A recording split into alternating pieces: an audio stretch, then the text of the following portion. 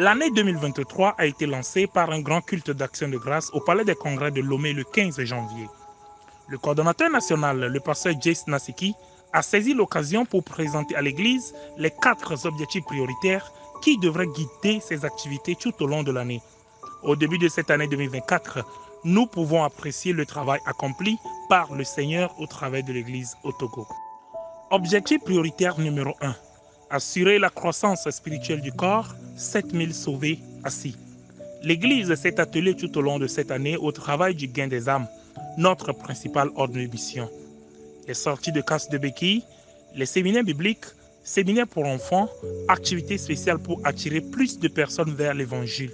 Débat du siècle, le monde parle d'amour, jeunesse parlant du vrai, et le clou a été la grande convention internationale qui s'est déroulée au Palais des Congrès de Lomé, réunissant plus de 6000 personnes sur 3 jours, Dieu en sauvant près d'un millier. Le Conseil de la parole, parlons-en. 11 districts concernés, 12 grands séminaires, près de 800 personnes exposées à la parole et environ 200 déclarés sauvés. Le grand séminaire de fin d'année en décembre avec une assistance moyenne de 1400 personnes pour 157 déclarés sauvés. École de base, séance de prière, QG, toutes ces recettes ont été mises à contribution. Lomé a connu son premier QG au Palais des Congrès avec 3058 personnes le 3 novembre 2023 sous le thème « Les 3 résurrections ». Pour le compte de l'année 2023, 719 séminaires ont eu lieu avec 6426 déclarés sauvés.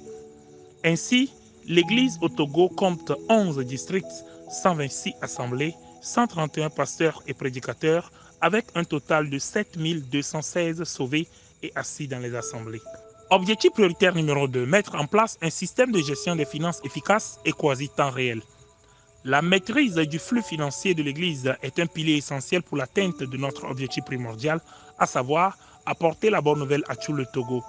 Le budget de l'année adopté, le peuple enseigné sur les différentes libéralités, il ne reste qu'à former les chargés des finances et les différents leaders de l'Église sur la rigueur financière.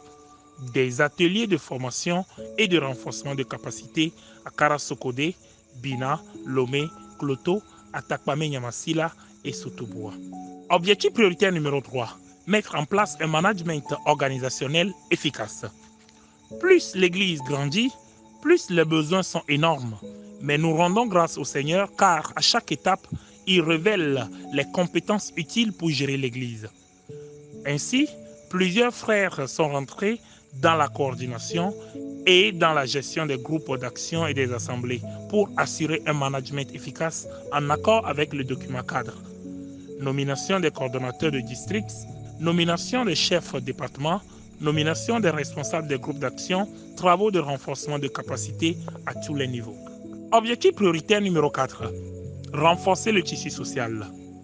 1 Corinthiens chapitre 12, le verset 27 dit « Vous êtes le corps de Christ et vous êtes ses membres, chacun pour sa part. » Pleurer avec ceux qui pleurent et se réjouir avec ceux qui se réjouissent, former les différents groupes d'action de l'Église, voilà ce à quoi s'est attelé le département chargé du développement socio-économique et de la famille.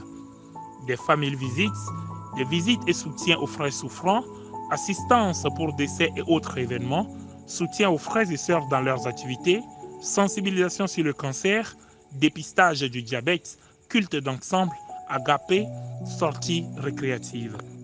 Tout en remerciant le Seigneur pour son œuvre, toute l'Église au Togo dit comme Paul pour le compte de l'année 2024, « Frères, je ne pense pas l'avoir saisi, mais je fais une chose, oubliant ce qui est en arrière et me portant vers ce qui est en avant. » Philippiens chapitre 3, le verset 13.